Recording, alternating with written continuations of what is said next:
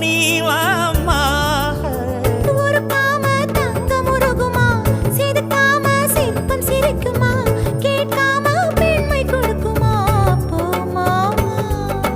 கெண்ட மீனி கிண்டல் பண்ணி பார்க்காதே, கொக்கு மூக்கு சும்மா ஒன்றும் போகாதே.